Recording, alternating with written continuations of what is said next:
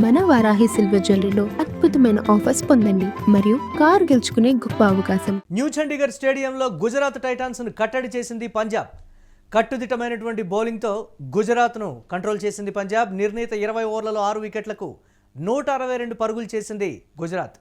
Captain Gill, Buttler, Phillips మినహా Gujarat Titans బ్యాటర్లు చేతులెత్తేశారు. విజయ్ కుమార్ 3 వికెట్లు, యజ్వేంద్ర చాహల్ 2 వికెట్లు తీశారు. చివరి ఓవర్లలో వైడ్లతో హర్షదీప్ సింగ్ రెచ్చిపోయాడు. చివరి ఓవర్లలో 11 బాల్స్ వేశాడు హర్షదీప్. ఇక పంజాబ్ కింగ్స్ టార్గెట్ 163 పరుగులుగా ఉంది. దీనిపై మరిన్ని అప్డేట్స్ మా కరెస్పాండెంట్ సత్య అందిస్తారు. సత్య, గుజరాత్ టైటాన్స్ 162 పరుగులకే కట్టడైనటువంటి పరిస్థితి ఉంది. పంజాబ్ కట్టుదిట్టంగా బౌలింగ్ చేసింది. రెండో ఇన్నింగ్స్ ఎలా ఉండబోతోంది అన్నదే ఇక్కడ మెయిన్గా వస్తున్నటువంటి ప్రశ్న. అప్డేట్స్ ఏంటి, ఏ విధంగా చూడాలి?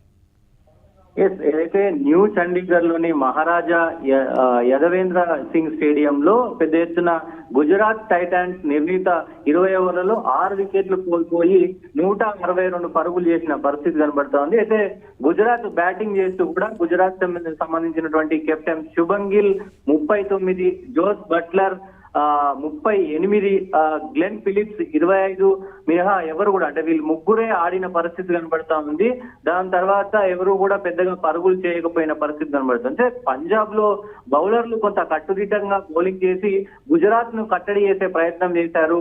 అటు విజయ్ కుమార్, వైభవ్ 4 ఓవర్లలో కేవలం 34 పరుగులు మాత్రమే ఇచ్చి 3 కీలక వికెట్లు పడగొట్టిన పరిస్థితి ఉంది. అలాగే చాహల్, యుజ్వేంద్ర చాహల్ కూడా 4 ఓవర్లలో 28 పరుగులు ఇచ్చి 2 వికెట్లు తీసిన పరిస్థితి కనబడతా ఉంది. సో మొత్తం మ్యాచ్ లో కట్టుదిట్టమైనటువంటి బౌలింగ్, అలాగే అక్కడ ఇటు గుజరాత్ లోను కొంత బ్యాటింగ్ సతమతం అయ్యారు. శుభన్ గిల్ పెద్ద ఎత్తున ఎక్స్పెక్టేషన్ ఉండే, ఎందుకంటే ఆయన బ్యాటింగ్ కు సంబంధించి హాఫ్ సెంచరీ చేస్తారని శుభన్ గిల్ పైన పెద్ద ఎత్తున ఆశలు పెట్టుకున్నారు. అటు జోస్ బట్లర్ పైన కూడా మరి ఆల్రౌండర్ గా ఉంటాడు. అటు జోస్ బట్లర్ పైన కూడా పెద్ద ఎత్తున ఆశలు పెట్టుకున్నప్పటికీ ఆయన కూడా 38 చేసిన తర్వాత వెనుదిరిగారు. గ్లెన్ ఫిలిప్స్ కూడా ఇదే తరుణంలో 25 చేసిన పరిస్థితి. దాని తర్వాత అందరూ కూడా 2 అంకెల డిజిట్ కే పరిమితం అయ్యారు. ప్రస్తుతం మరి ఎలా ఆడుతారు అనేది చూడాల్సిన అవసరం అయితే ఉంది. ఇప్పుడు పంజాబ్ కు సంబంధించినటువంటి వాళ్ళు ఎలా ఆడతారు, దీనిపైన పెద్ద ఎత్తున శ్రేయస్ అయ్యర్ ఎలా ఆడబోతున్నారు అనేది చర్చనీయాంశంగా మారిన పరిస్థితి కనబడుతోంది. శ్రేయస్ అయ్యర్ తో పాటు అందరూ మరి టాప్ ఆర్డర్ బ్యాట్స్మెన్స్ అందరూ ఎలా ఆడతారు అనేది కూడా చర్చనీయాంశంగా మారిన పరిస్థితి కనబడతా ఉంది.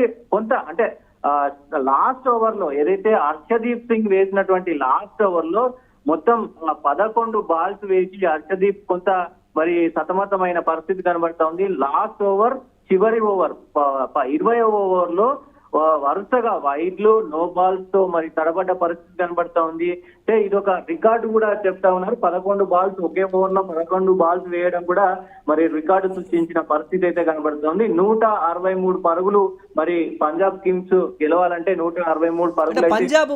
పంజాబ్ బ్యాటింగ్ లైనప్ పరిస్థితి ఏంటి సతీ? ఈ సందర్భంగా వస్తున్నటువంటి చర్చ, పిచ్ కండిషన్స్ కూడా సెకండ్ బ్యాటింగ్ చేస్తున్నటువంటి వాళ్ళకి ఏ విధంగా ఉండబోతుంది? అంటే 200 పరుగుల టార్గెట్ ఉన్నా కానీ ఛేదించగలిగినటువంటి పరిస్థితి ఉంటుంది ఎవరైనా సెకండ్ ఇన్నింగ్స్లో బ్యాటింగ్ చేస్తే అనేటువంటి మాట ఏంటి దానికి సంబంధించి?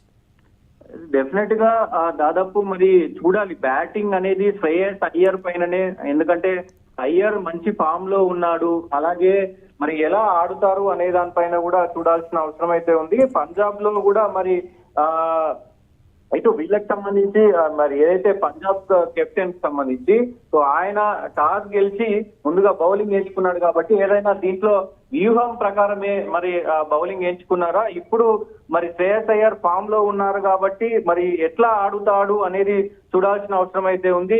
దీంతో పాటు మిగతా బ్యాటర్స్ అందరూ కూడా మరి ఎట్లా ఆడతారు ఏంటి అనేది కూడా చూడాల్సిన అవసరం అయితే ఉంది. బ్యాటింగ్ లైనప్ కూడా మరి చాలా ప్రతిష్టాత్మకంగా ఉంది. బ్యాటింగ్ లైనప్ చాలా బాగుంది అని చెప్తున్న పరిస్థితులు అయితే కనబడుతా ఉన్నది. అయ్యర్ తర్వాత కీలక బ్యాటర్లు అయినటువంటి వాళ్ళందరూ కూడా ఎలా ఆడతారు అనే దానిపైనే పరిస్థితి అయితే చూడాలి. ఎందుకంటే దాంట్లో గుజరాత్ లో కూడా ఆశించిన స్థాయిలో ఎవరు కూడా మరి ఆడలేదు కాబట్టి ఇప్పుడు పిచ్ కండిషన్స్ అయితే దాదాపు యావరేజ్ దానికి సంబంధించి యావరేజ్ 180 పరుగులు యావరేజ్ గా ఉంది. మరి 163 మరి పరుగులు చేశారు కాబట్టి మరి ఎట్లా ఉండబోతుంది అనేది కూడా కొంత చర్చనీయాంశంగా మారిన పరిస్థితి కనబడుతుంది. చూడాలి ఎలా ఆడతారు, మరి శ్రేయస్ అయ్యర్ టీం ఎలా ఆడుతుంది అనేది కూడా చూడాల్సిన అవసరం అయితే ఉంది.